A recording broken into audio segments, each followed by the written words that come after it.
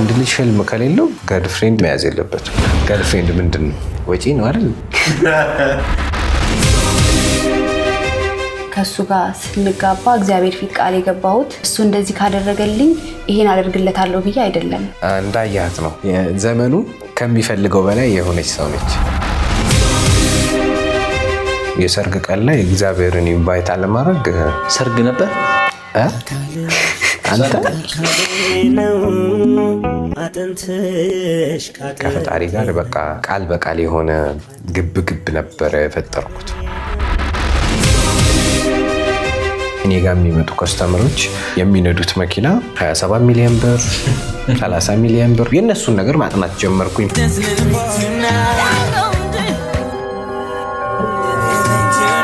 ኔጌቲቭ ኮሜንቶች እንዴት ነው ማኔጅ የምታደርጉት?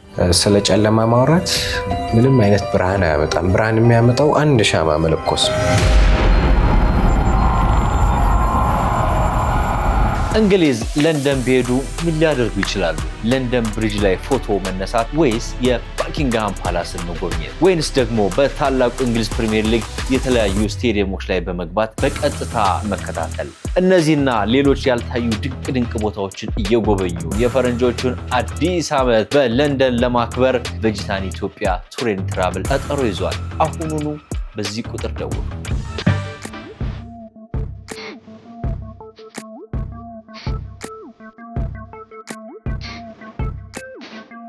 Yes. That's about it. አንተ እንዳትጎዳ እግዚአብሔር ቤታችሁ እንደሚያክለው ትላለህ።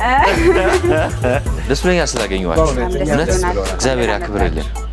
በጣም አሪፍ። እነማን ቤት ነው ያለ ነው? አስተዋውቀናቸው እንገባለን። ሜሮንና እነ አቤል ቤት ነው ያለ ወይም ደግሞ የጋሽ ግርማ ቤተሰብ። yes በጣም ደስ ብሎናል። ለተመልካቾቻችን ድንቅ ካልተነገረው ህይወታችሁ ከስራ ከትዳር ከህይወት ከመጣችሁበት መንገድ ብዙ ነገር ሼር ታደርጓችኋላችሁ። ብዙዎችን ኢንስፓየር የሚያደርግ የስራም የፍቅርም የትዳርም ህይወት እንዳላችሁ አይተናል ሰምተናልና ቆንጆ ጊዜ ይኖረናል።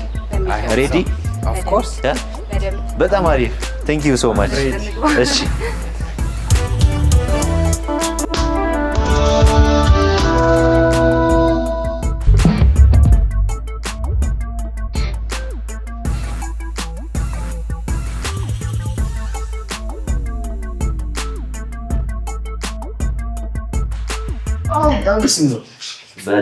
በቃ ከዚህ ነው የጀመረው ጉብኝቱ ማለት ነው። ማን እዚህ ቤት ያለ ጎረምሶች ውስጥ ያስተዋውቁኝ። ቆንጆዋ ሚስቴ አለች፣ ያው ጮጮዋም አለች። ማነው ስማቸው? አናቤል እና ሪዮን። ሪዮን ምንድን ነው? ሪዮን የእኔ ስምና የእሷ ስም ሚክስ ተደርጎ ሪዮን። ከአንተ ምንድን ነው የተወሰደው? ከሱ አናቤል የሚለውን አናቤል ከመሀል ስትወጣ አቤል ይሆናል። የሪዮን ደግሞ የኔ የመጨረሻው ተወሰደና ሜሮን ሪዮን። ከዛ ሜሮን ሪዮን። በጣም ከባድ ፍልስፍና ያላችሁ ባጆቻችሁ በጣም ደስ ይላል። እኛ ቤት አሸናፊ ሰላም ነው። እኔ ጉልበት አለኝ፣ እሷን ማጉዳት እችላለሁ። እሱ ግን አይደለም። በጣም ዋናው ነገር ሰላም ብቻ ነው ማሸነፍ ያለበት የሚል የሆነ መርህ አለን ፍሮም ዘ ቢጊኒንግ ከድሮ። እና ያው እሱን ኮንሴፕት ነው እንትን ያለው። ብዙ ጊዜ በጩኸት ወይንም በዱላ በለው ወይንም ብቻ አላስፈላጊ ነገሮችን ብዙ ሰው ሊያደርግ ይችላል። ያው ከነሱ ተምረን እኛ ያንን ነገር ሪቨርስ አድርገ ነው እኛ ቤት አሸናፊው ሰላም ነው ብለን ያው በዚህ መርህ ያረጋጋል። ስትቃሉን ራሱ ስትለው አያረጋጋም? በጣም እሱማ ትጣላለህ፣ ግን ሌብሉ ምትላል ይቀንሳል። ትንሽ አቀዝቅዛ ነው የሚገባው። ትክክል። በጣም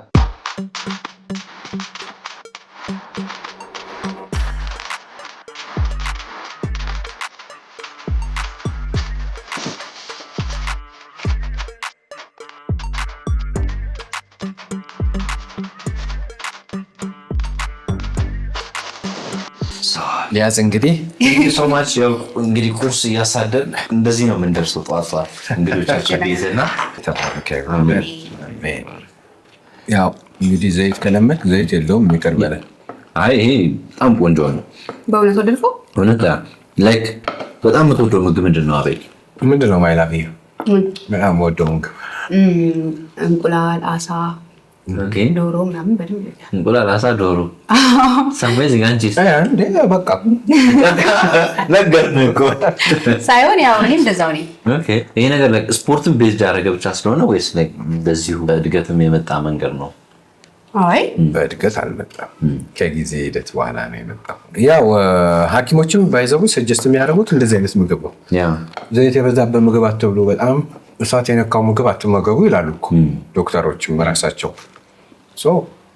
ፕሮቲንን ቤዝድ ያደረገ ምግብ ተመገቡ የሚል አድቫይስ የተለያየ አጋጣሚ ይሰጣሉ። ምን አይነት ነው አኗኗራችሁ? ብዙ ጊዜ ጠዋት ስፔሻሊ ልጆቹ ሳይነሱ ጂም ነው የምንሄደው። ተመልሰን እንመጣለን ወደ ቤት።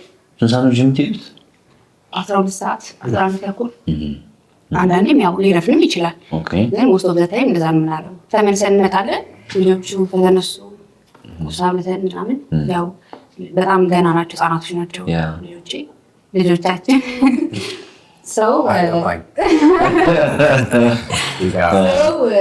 ከዛ በቃ እኔና ስለምጣጣ ኮፊ ታይም አለ። እነሱ ስራ ከሚሄዱ በፊት ኮፊ ታይም ቡና እንጠጣለን። ብዙ ጊዜ ቁጭ ብለን እዚህ ቤት ነው? አዎ ቤት። እሺ በቃ ቡና እንጠጣለን። ከዛ ወደ ስራ ይሄዳል። እኔ ደግሞ ቤት ልጆቹ ጋር ነኝ ማለት ነው ያለው። አንተ ኮፊ ታይም ካደረጋችሁ በኋላ ትወጣለህ።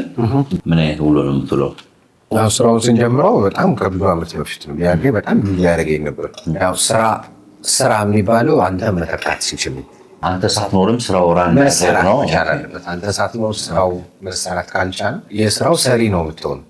ስራው ግን ለአንተ መስራት አለበት የሆነ ሰዓት ላይ ማለት ነው። ስጀምረው ያው ችግር የለም። ካፋችም፣ ዘቂም፣ ተሸካሚም፣ ቆራጭም፣ አውራጭም፣ ፈላጭም መሆን ትችላለህ። እና ስራዬ በጣም ቢዚ አያደርገኝም። አሁን ከረንትሊ መጽሐፍ ጽፋለሁ። ቅርቡ ይወጣል ብዬ አስባለሁ። ምን ላይ ነው ትኩረቱ መጽሐፉ? ተስፋ አትቁረጥ ላይ ነው። ያው ወድቆ መነሳትን በደንብ የሚያበረታታ አይነት መጽሐፍ ነው። ጀግና ማለት ማይወድቅ አይደለም። ጀግና ማለት ወድቆ የሚነሳ ነው።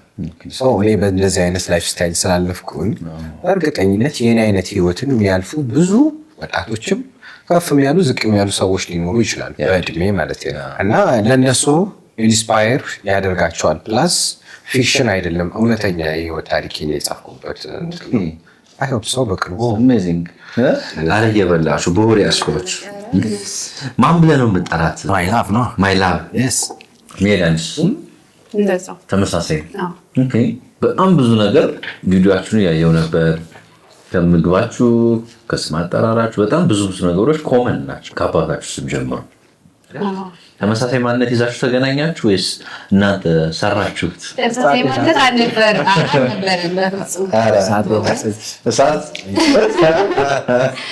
በጊዜ ሂደት መሰራራት እንዴት እንደተሰራ በደንብ እንጨዋወታለን። ብዙዎችን የሚያስተምር በተለይ አሁን አንተ ያነሳልኝ ሀሳቦች አሉ። ወድቆ መነሳት እና ያለፍክባቸው መንገዶች ለብዙ ወጣቶች ሼር የምታደርገን ሀሳቦች አሉ። በሜሪም በኩል እንደዛው ሰው ከቁርስ በኋላ ቁጭ ብለን በደንብ ተመልካቾች እንዲሰሙን እንጋብዛቸዋለን በደስታ።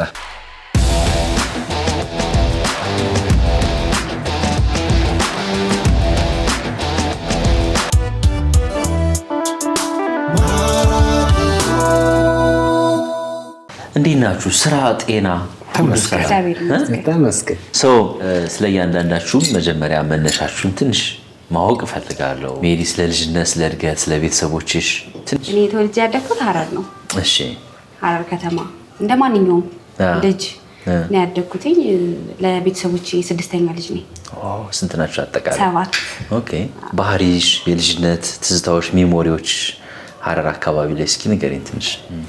ቤት ውስጥ ትንሽ እህቶቼ ወንድሞቼ ትንሽ ያዝ ያደረጉኝ ስለነበር ስወጣ በቃ በጣም የምትጫወት ምናምን ልጅ ሆና ያደገች ልጅ እንደዛ ነበር። ውጭ ላይ ነው?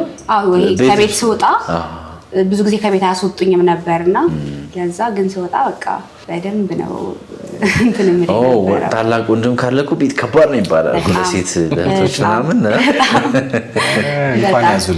እንኳን ያዙልኝ። ኦኬ።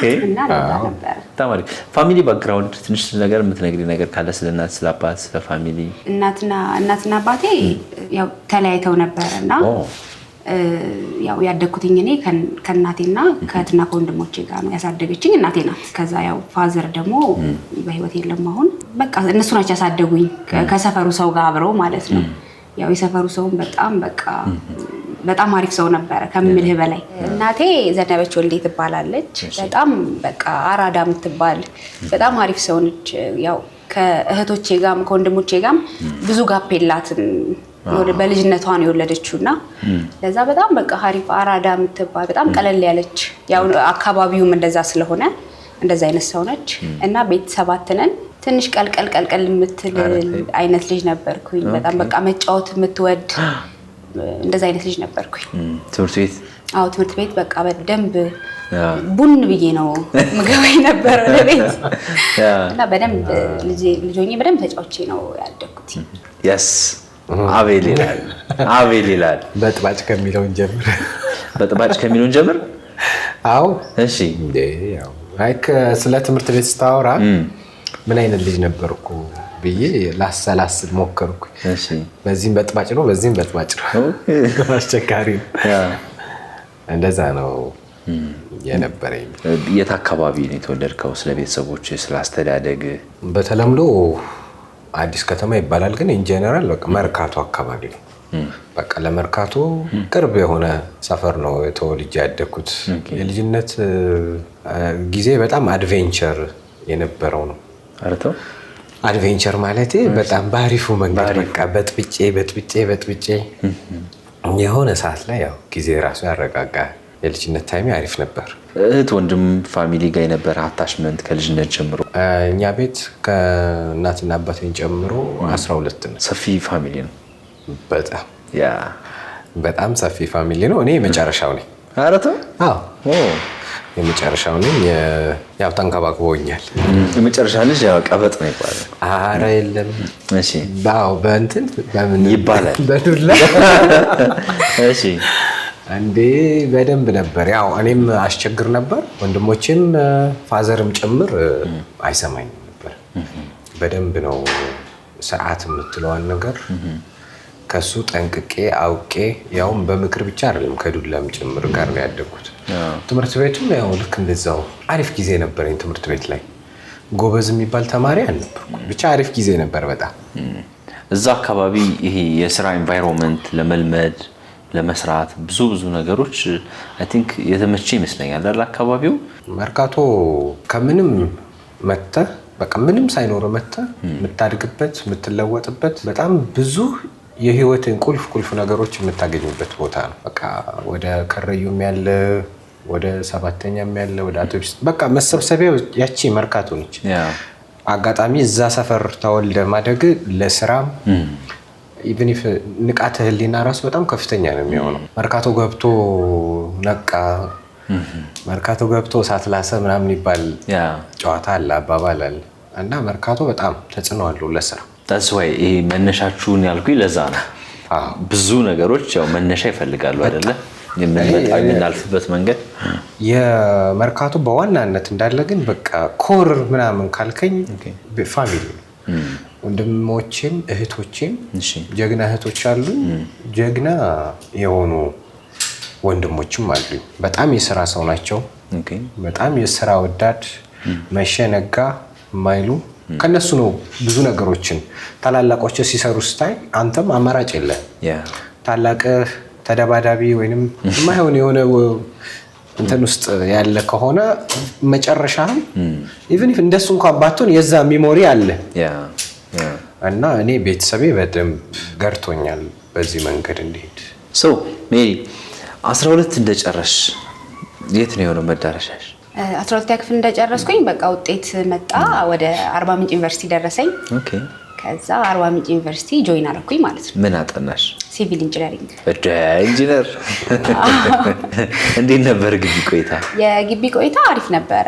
ያው ግቢ ላይ ቀድመው የሄዱ የሀረር ልጆች ስለነበሩ ተቀብለውኝ ብዙም አዲስ አልሆነብኝም እና በደንብ ነበረ ያሳዩኝ ያስለመዱኝ ምናምን እና የግቢ ቆይታዬ በጣም ቆንጆ ነበር። በቃ በደንብ የግቢን ህይወት ኢንጆይ አድርጌ ነው የወጣሁት። አንተስ ላይክ ትምህርት ከዛ በኋላ የት ነው የቀጠልከው? ትምህርት እስከ 10ኛ ክፍል ተማርኩኝ። ከ10 በኋላ ውጤት አልመጣልኝም። በቀጥታ ቴክኒክና ሙያ ነው የገባሁት። ቴክኒክና ሙያ ላይ ፈርኒቸር ስራ ነበር የደረሰኝ። በአጋጣሚ ደግሞ ወንድሜ የውበት ስራ ውስጥ ነው የነበረው እና ያው ስናወራ ለምን የውበት ስራውን በደንብ እንትን አትልም፣ እኔም ስለማውቀው ወደዛ ብትሄድ አሪፍ ነው የሚል ምክር ሰጠኝ። እኔም ከዛ ከፈርኒቸሩ ወደ ሄር ድሬሲንግ የሚል እንትን ውስጥ ገባሁኝ። በዛ ሂደት ውስጥ ነው ያለፍኩት። አቤልና ሜሮን ለመጀመሪያ ጊዜ የት፣ እንዴት፣ መቼ ተዋወቁ? የተያዩ የተገናኘ ነው እሱ ተቀጥሮ የሚሰራበት ውበት ሳሎን ውስጥ ነበርና እኔ የወንድሙ ደንበኛ ነበርኩኝ። የሱ ወንድም? እሺ። ከዛ ልሰራ ሄጄ አጋጣሚ መሽቶ ነበረ። ከዛ በጣም ቆየ፣ ያው ሲሰራ ቆየና ልክ ተራይ ሊደርስ ሲል ምሳል ብላ አለኝ። ወንድሙ? እሱ ከዛ በፊት ወንድሙን የደንበኛዬ ስለነበረ እሱ ስራኝ ስለው አይ እሱ ይስራሽ አለኝ። አይ አልፈልግም፣ ለምን ይሰራኛል? አንተ ነህ ደንበኛዬ፣ አንተ ስራኝ አልኩት። እሱ እንዲሰራሽ አልፈለግሽ ነበር? ያው ደንበኛዬ እሱ ነበራ። እሺ። ከዛ እኔ ደግሞ ምሳል በላ ነው ሲለኝ ያንን የሰማ መሰለኝ። እሱ እንዲሰራኝ አልፈልግም፣ አንተ እንድትሰራኝ ነው የምፈልገው ያልኩትን የሰማ መሰለኝና ያስደበርሽው መሰለሽ? ከዛ እንዴ ምንድነው አሁን እንዴ ምሳል ብላ የሚለው የኔ ተራ ሲደርስ ስንት ሰዓት እንደሆነ አውቃ? ከ12 ሰዓት ማታ 12 ቢዚ ነበራችሁ ቀን እንዴ? እና አልብላ እንደዚህ ነው ደግሞ ያለኝ የምር እና አልብላ። ከዛ በቃ ወንድሜ እኮ ነው ጎበዝ ነው ምናምን አለኝና ከወንድሙ ጋር ትንሽ መልካቸው ይራራቃል። ያኛው ጠይም ነው እሱ እንዳየው ቀይ ነው ምናምንና አላመንኩትም። ወንድሜ ነው ሲለኝ ከዛ በቃ ግዴታ ነው እሱ እንዲሰራኝ ተደረገ። የዛን ጊዜ ለመጀመሪያ ጊዜ ተዋወቅ። እኔ ምሳት ብላ ትላለች ደግሞ ከስተመር ነው ደግሞ ዛሬ መጣብኝ። ደግሞ እሱም ስራት ስላለኝ ያው እንትን ማለት አልችልም። ብቻ ያው ለማሳቀም እየሞከርኩኝ ነበር። ተናድጄም ነበር። ሳልበላ ልስራሽ ታዲያ እያልኩኝ ከዛ ግን እኮ ጉንፋን ይዞኝ ስለነበረ ሻይ አዘዛችሁልኝ አይደል? እኮ ለማረጋጋት ከዛ ጉንፋን ይዞኝ ስለነበረ ይሄ ስፔሻል ሻይ አዘዙልኝ። ከዛ በኋላ በቃ ጨመር አድርጎበት እያሉ ከዛ በቃ ተዋወቅን ማለት ነው። 12ኛ ክፍል ነበርኩኝ አንዴ ስንተዋወቅ። ከሀረር መተሽ ማለት ነው? ለብሬክ መተሽ? ለብሬክ መጥቼ 12ኛ ክፍል ውጤት እየጠበቅኩኝ ማለት ነው የዩኒቨርሲቲ የዛን ጊዜ። እና ፀጉርሽን ግን በደንብ ሰራሽ? በደንብ ሰራኝ። አዎ በደንብ ሰራኝ። ከዛ በኋላ እኮ በቃ አዎ ሰጥቻለሁ። ሰጥሽኛል? እና ስንት ሰጠሽ? በዛ ሰዓት የሚሰጠውን እኔ ግን አላስታውስም። ቲፑን አታስታውስም? አላስታውስም። ሰጥሽኛል? አዎ። ለነገሩ አዎ ትሰጠኛለች። እዛን ቀን ተዋወቃችሁ? እንዴት ቀጠለ ግንኙነቱ? በቃ ጀስት ኖርማል ጓደኝነት ነው። በቃ ከስተመርና ተገልጋይ በሚለው ነው። እኔ አገልጋይ እሷ ተገልጋይ በሚለው ነው እንጂ ወደ እንደዚህ አይነት ወደ ግንኙነት ውስጥ አልገባንም ነበር ለረጅም ጊዜያት ውስጥ። ግን በዛ ሂደት ውስጥ በቃ በጣም ጓደኛሞች የሆነን ሄደ። ምን ያህል ጊዜ ጓደኛሞች ናቸው? ኖርማል ረጅም ጊዜ በጣም ብለህ አሁን እሱ እንዳለ እሱ ከዛም በኋላ ሌላ ቦታ ሲገባ ዩኒቨርሲቲ ውጤት መጣልኝ ሄድኩኝ። ከዛ ምንም በቃ መደዋወል የሆነ ምናምን የለም። በቃ ሰራኝ፣ ተለያየን። ከዛ ለሚቀጥለው አመት ክረምት ስመጣ ነው ወይ ደግሞ ብሬክ 15 ቀን አለ አይደለ? የዛን ጊዜ ስመጣ ነው የምንገናኘው። አትደዋወሉ? በፍጹም ምንም በቃ ሰራኝ፣ ተለያየን። እና እንደዛ ነው ግንኙነቱ። ስመጣ ብቻ ነውና ስመጣ ደውልለታለሁ። ያው ኦሬዲ ጥሩ ይሰራኝ ስለነበረ ኦሬዲ እዛ ፀጉር ቤት ካለ እንትን ለማለት ያው ስልክ ትይዛለህ። ከዛ እንደዛ ነበር እንጂ ግንኙነታችን ምንም እንትን አልነበረም። ከዩኒቨርሲቲ ግራጁዌት ካደረገች በኋላ ነው በደንብ መቀራረብ ማውራቱ ወደዛ መንገድ እንዲያድግ ያደረጋችሁት? ከዩኒቨርሲቲ ከተመረቀች በኋላ እንዳልኩ ጀስት ኖርማል ጓደኝነቱ ነው የቀጠለው እንጂ ወደ ሪሌሽንሺፕ የሚለው ነገር ጋር አልገባንም ነበር። ግን ትውውቃችን በቃ ከዩኒቨርሲቲ በመሀል ስትመጣ ነው እየተያየን ምንሰራት። እንደዛ ነበር። እንደውም ታስታውሳለህ ተደውለ ምናምን አናውቅም እንዳልከው ማለት ነው። ከዛ እንዴት እንደሆነ አላውቅም። አይ ቲንክ ሰከንድ ይር ምናምን ሆኜ ደወለልኝ። እንዴት እንደሆነ ግን አላውቅም። ከዛ እንደውም ካርድ ሙልተልኝ አጣስ እንዳልኩ ምንም ግንኙነት የለንም እና ካርድ ግን ያው ቤስት ፍሬንድ ስለነበረ ዝም ብለን ጓደኛሞች ችግሯንም እንደ ኖርማል ነው የምታወራኝ። ለምሳሌ ያው የሆነ ሪሌሽንሺፕ ካለ ሰው ጋር እኮ እንዲቸገረኝ ምናምን እኮ አትልም። የኔና እሷ ግን የነበረን እንትን ምንድነው ጀስት እንደ ቤስት ፍሬንድ ነበር። ስለዚህ አንቺ ሞልቼ ልሻለሁ። ከዛ አንዴ 50 ብር ካርድ ነው ምናምን ሞላልኝ በመጣው ክረምት ሁሉ። እሺ 50 ብሯ ካርድ እንዴት ናት ነው ይለኛል። ልመልስልህ እንዲያልኩት ውለት አደረገው አይገርም። ሲጀመር እንዴት ራሱ እንደደወለልኝ አላውቅም። እንደ ድንገት ነው የደወለልኝ እና እንዴት ምናምን አለኝ። ከዛ ካርድ ላክልሻለኝና ካርድ ላከልኝ። ከዛ እንዳልኩ ልክ 4ኛ ዓመት ኮቪድ ነበረ። እኔ 4ኛ ዓመት ሆኜ ኮቪድ መጣ። ከዛ በኋላ ኮቪድ መጣ። ሁላችንም ኦልሬዲ ቤት ሆነን እኛም ሰፈር ቀየርን። መጀመሪያ ፀጉር ቤት የነበረበት አካባቢ የነበርነው ከሲስተር ጋር። ከዛ እሷ ሙቭ አደረገች። ትንሽ ደግሞ ርቀቱ መጣ ማለት አሁን ለምሳሌ በ15 ቀን በምንም ይሄድ ነበር ለመሰራት። አሁን ግን ልክ ስንርቅ የሆነ እንደ ድሮ ቶሎ ባይሆንም ግን እየቆየውም ቢሆን ይሄን ነበረ። ከዛ በቃ እንደዛው ጓደኛሞች እንደሆነን ኮቪድም የሆነ ትንሽ መቀዛቀስ ሲጀምር አፓረንት ነበርኩኝ እኔና አፓረንቱን ደግሞ የወጣሁት የሱ የሥራ ቦታ ቅርቡ ቦታ ነበረ።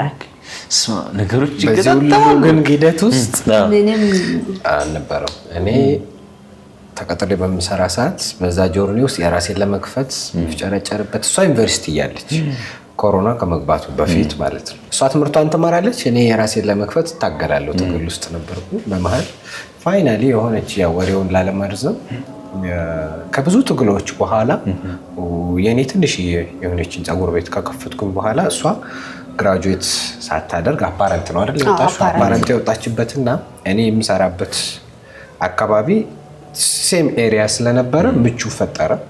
ትመጣለች እዛ። በዛ መንገድ ያው ከዛን ጊዜ በኋላ ነገሮች ሽፍት እያደረጉ ሄዱ ማለት ነው። ነገሮች ሽፍት ያደረጉት ላይ በራሳቸው መንገድ ራሳችሁን እዛ ውስጥ አገኛችሁት ወይስ እንደዚሁ የጠየቃል? በቃ አፓረንቱን ወጣሁኝና ከዛ በቃ እሱ ጋር ዝም ብዬ እመጣለሁ። በቃ እንደ ጓደኛ ማለት ነው። ከዛ እኔ ደግሞ ሌሎች ጓደኞች ነበሩኝ ከሱ ጋር አብረን መዋል ዝም ብሎ ምንም እዛ ሂሳብ እቀበልለታለሁ ምናምን እንዴ ጭራሽ ወደ ሲገባሽ ሳይሆን ሂሳብ እቀበልለታለሁ ምናምን በቃ የሆነ ጓደኛ ይሄ የሚቀልሰው የለም እንደዛ አይነት ሰው ነበረ።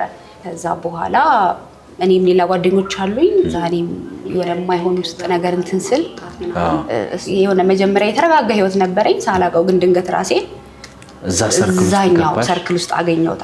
ኦኬ ቀውጢ ነገር ውስጥ አገኘሁት። በጣም ስፔሻሊ ዩኒቨርሲቲ ልመረቅ አካባቢ በቃ ቀውጢ ነገር ውስጥ ገባሁኝ። በጣም እንዴት ነው? በመምከር ሂደት ውስጥ ነው ነገሮች ቅይር ያሉት። እሱ እኔን እየመከረኝ እየረዳኝ ቤተክርስቲያን ጀመርኩ። ወደ ጸበል ምናምን በቃ እንትን ማለት ጀመርኩኝና እሱም ደግሞ በቃ በጣም እንዳየኸው በጣም ይመክርሃል፣ ሰው ሰፖርት ያደርጋል ምናምንና ከዛ ያንን ነገር እየነገረኝ ቤተክርስቲያን አብሮኝ ይሄዳል። ከዛ በቃ እንደዛ እያለ የሆነ ሰዓት ላይ እየተቀየረ መጣ። ድንገት ራሳችሁን ፍቅር ውስጥ አገኛችሁት? እንደዚህ ፎርማል የሆነ ነገር የለውም። ናቹራሊ ፍሎ ነው ያደረገው። እሷን በመመክራት ሂደት ውስጥ በጣም ልዩ ስሜት እንዳለኝ እየተገነዘብኩኝ ነው የሄድኩት። የሆነ ወደማይሆን ሙድ ውስጥ ነው ያለሁት ባትል እንኳን የሆነ ውስጥ የሚነግር ነገር አለ። ድሮ አውቃታለሁ ተማሪ ሆና ሃይ ስኩል ላይ ዩኒቨርሲቲ ገና አፓረንት በዚህ ሂደት ውስጥ ስለማውቀው ዲፕሊ ያላትን ነገር በመሀል የሚቀይሩ ነገሮች ሲኖሩ እንዴ ለምን ሰዎችን በጣም እንትን የምትላቸው የሆነ አልወደቀችም። ምንም እኮ የሆነችው ነገር የለም። ግን ብትቆይ ግን ከባድ ነው። ብትቆይ ግን ያው በዛች ሂደት ውስጥ ልክ የማይሆን ነገር ሊፈጠር ይችላል። በዛ እንትን ውስጥ ነው በቃ ሀሳብ እየነገርኳት ፈጣሪ ያቀብለኛል እኔም አቀብላለሁ። ያው ሰው በራሱ ሊያስብ አይችልም ይላል አይደል? ሰው እኔ ጥሩ ነገር ከተናገርኩኝ በእኔ በራሴ አይደለም በእኔ ውስጥ በሚገለጠው ከኔም ውጪ በሚገለጠው አምላክ ነው እንጂ እና ያው ያቀበለኝን አቀብላለሁ። በዛም ጥሩ ነገር እየተፈጠረ ፍሎው ነው ያደረገው። እንደምንተሳሰብ እሷም ለኔ ጥሩ ነገር እንዳላት የተረዳው በዛ ጊዜ ውስጥ ነው ማለት ነው። ሰው ኦልሞስት 6-7 በጓደኝነት ቆይታችሁ ወደ ፍቅር የገባችሁት ኦልሞስት ከዛ በላይ ነው። ከዛ በላይ ምክንያቱም ተመልሼ ደግሞ ዩኒቨርሲቲ ሄድኩኝ። ዩኒቨርሲቲ ሲሄድ እኮ ነው እኔ ለሱ ያለኝን ስሜት ማወቅ የጀመርኩት ያኔ እሱ ሲመክረኝ ምን ሲል ያኔ እንትን ስል አፓረንቱ አለቀና ወደ ዩኒቨርሲቲ መመለስ ነበረብኝ። እዚህ ደግሞ በጣም በቃ አታችመንት ለምደሻል። በቃ በደንብ እና እስከዛ ሰዓት ድረስ ምንም ግንኙነት የለም። ተነስቼ ዩኒቨርሲቲ ሄድኩኝ። ዩኒቨርሲቲ ከሄድኩኝ በኋላ ነው የሆነ አለ አይደል የቀረብከውን ሰው እኮ ስትርቀው ነው የሆኑ የለመድካቸው ነገሮች ሞር የምታውቃቸው የምትለየው። የዛ ሰዓት በቃ በደንብ የሆነ ነገር እንዳለኝ አወቅኩኝ። ተሰማሽ? አዎ። እና ምን አልሽ? ደወልሽ? ሀሳብሽን ሼር አደረግሽ? መጣ ነበረ ቶሎ ከግቢ ማለት ነው። ከዛ በቃ በመጣሁበት አጋጣሚ አይ ቲንክ ወደ መጨረሻ አካባቢ ለመመረቅ ወደ መጨረሻ አካባቢ ያለው ስሜት ነገረኝ። ከዛ በቃ እንደዛ እያለን እንትን አለን። ዩኒቨርሲቲ ግራጁዌት አደረግሽ። ከዛ በኋላ እንግዲህ ላይፍ ያው ስራ ላይፍ ምናምን ደግሞ ይቀጥላል። ተመርቄ ወደ ሀረር ሄድኩኝ። ያው ፕሮግራም ምናምን ነበረኝ። ከዛ ተመልሼ ወደ አዲስ አበባ መጣሁ። ስመጣ እናስቀጥርሻለን አለን ምናምን ያሉኝ ሰዎች በሙሉ የሉም፣ በቃ ጠፉ። ከዛ አጋጣሚ ከሱ ስራ ቦታ ወደ የሆነ ቦታ ብቻ እየሄድን የሆነች ዲስፕሌይ ሴትዮዋ እየለቀቀች ነው። እዛ የአያት ሴትዮዋ ስትለቅ ማለት ነው የሱ ስራ ቦታ ያለበት ፎቅ ላይ። ከዛ አያት እኔ ምንሽ እየወጣች ነው እንዴ ብሎ ጥበቃውን ጠየቀው። ሲጠይቀው አው እየለቀቀች ነው አይነት ነገር ነው ምናምን አለው። ከዛ ተያይዘን ሄድን። በሆነኛው ጊዜ አናግሩልኝ ምናምን ስራ እንድጀምርበት ማለት ቦታውን አናገረልኝ፣ ያው ሰዎቹን ስለሚያውቃቸው። ከዛ አናገረልኝ። ከዛ እንደዚህ እኮ አናገርኩልሽ ምናምን ነገር ለምን የሆነ ነገር አትጀምሪበትም ምናምን ብሎ አይዲያውን ሰጠኝ። ከዛ በዛ ሰዓት ደግሞ ያው ተማሪ ነኝ፣ ወዲያው ነው የተመረኩት። ግን ምን ነበረኝ እጄ ላይ ስልክ ነበረኝ። ስልኬን ሸጬ ስልኬን ሸጥኩኝና ወደ ሀረር ሄድኩኝ። ምክንያቱም የነበረኝ ብር ሱቅ የሚያስጀምር አይደለም፣ ግን ደግሞ በብሩ ከምን ልጀምር የሚለውን ነገር እሱ እየረዳኝ ሀሳብ እየሰጠኝ ስራውን ጀመርኩ ማለት ነው። ሄጄ ሀረር ያው ሀረር የተወለድኩበት ያደግኩበት ስለሆነ ቤት በኩል እንዴት ምናምን የሚለውን በደንብ አውቃለሁ። ስልኬን ሸጥኩኝና ከዛ ላይ የቤቱን ኪራይ ከፍዬ በቀረችኝ ሳንቲም ተነስቼ ሀረር ሄጄ ያንን ዕቃ ይዤበት መጣሁ። ምንድነው ዕቃ? ልብስ ማለት ነው፣ የቦንዳ ልብስ። ከዛ ይዤ መጣሁ። በቃ የመጀመሪያ ቀን የነበረኝን ስሜት ልነግርህ አልችልም። ባለሱቁ በጣም አንተ በጣም ሰፖርቲቭ ነህ ድሮ ጀምሮ በምክርም እምልህ ከተመረቅኩኝ አስበው መስከረም ላይ የተመረቅነው 2014 ማለት ነው። መስከረም ተመርቄ ህዳር አይ ቲንክ ህዳር ምናምን ቶሎ ነው፣ በጣም ቶሎ። ከዛ የዛን ጊዜ ነው ስራውን የጀመርኩት ማለት ነው። እና አጋጣሚ እድለኛም ነኝ መሰለኝ። በእናትህ ንገረኝ እስኪ እንዴት ነበረች ያቺ ሞመንት? አንተ ምን ታይቶ ተገልጦልህ? አሁን ብዙ ሰው ስራ ፈልጊ የምትቀጠሪበት ወይ የሆነ ቦታ ቼክ ብታረጊ ሲቪ ብታስገቢ እንደዚህ ቢሆን ምናምን ብለህ ሀሳብ ትሰጣለህ። ለትምህርት አሪፍ ነገር አለኝ። አሪፍ ነገር እንዳለኝ ሆኖ ግን ሰዎች ተቀምጠው የሆነ ነገር ያድርጉ የሚል ሰው አይደለሁም። በቃ ዲግሪ መኖሩ በጣም አሪፍ ነገር ቢሆንም እሱ ላይ ግን የሆነ ናቹራል የምትጨምረው የሆነ ነገር ከሌለ በቃ ዲግሪ ያለኝ ብቻ የሚል አይነት ሰው ትሆናለህ። ትምህርት በጣም አሪፍ ነገር ነው። ትምህርት ከሰዎች የምትቀበለው እውቀት ነው። የብዙ ሰዎች ጥርቅም ነገር ነው በአንድ ተቋም ውስጥ የሚሰጥ። ብዙ ኤክስፒሪየንሶች፣ ብዙ ሪሰርቾች፣ ብዙ ዶክመንተሪዎች ተሰብስበው ከዛም የተሻሉ ነገሮችን በአንድ ተቋም ውስጥ ታገኛለህ። አንተ ደግሞ ናቹራሊ ከፈጣሪ የሚሰጥ በውስጥ ያለ የሆነ እምቅ ነገር ይኖርሃል። እሱና ትምህርቱ ተቀላቅሎ ያው የሆነ ነገር መፍጠር መቻል አለበት እና በተመረቅሽበት ብቻ ብዬ የምል አይነት ሰው አይደለሁም። እንደውም ሳትመረቅ ስራ ብጀምርኩ አሪፍ ነው። ያላት ነገር በጣም አሪፍ ስለሆነ ለስራ ምንም አይነት ሳክሪፋይሶችን ለመክፈል የተዘጋጀች ሰው ነች። እንዳለችም እንዳያት ነው ዘመኑ ከሚፈልገው በላይ የሆነች ሰው ነች። ለምሳሌ ክራይቴሪያ አለ አይደል? እንትን ቢኖራት አቋሟ፣ ምን መልኳ የሚባሉ ነገሮች አሉ። እሷ ከክራይቴሪያው በላይ ነች እና ያላትን ነገር ሽጣ የሆነ ነገር መጀመር ለሰው ሳይሆን ለራሷ ሜንታሊቲ በራሱ አሪፍ ሆነላት። ጥሩ ሆኖ ያው እስካሁን አለ። እንግዲህ እስካሁን አለ ግን የዛን ሱቅ እንትን አይቼ አላውቅም። ትርፉ አልመጣም፣ ቤት አልገባም።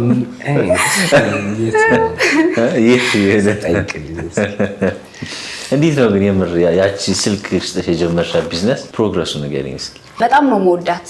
የሆነ ያው አሁን ላይ ልጆቹን እያሳደኩኝ ነው፣ ግን እሷን መተው በጣም በቃ ይከብደኛል። በጣም ነው የምወዳት ያው ትንሽ ብትሆን እና በጣም በቃ ልነግርህ አልችልም። እኔ በቃ የሆነ ትልቅዬ በቃ የሆነ ነገር የከፈትኩ ነው የመሰለኝ። በቃ በጣም ደስ አለኝ ብቻ በአጠቃላይ በጣም የገረሙ ኳሊቲዎች ሜሪ ጋር ያየው በአጋጣሚ ሆኖ በጓደኝነት ሂደት ውስጥ ማቃት ሜሪ አለች።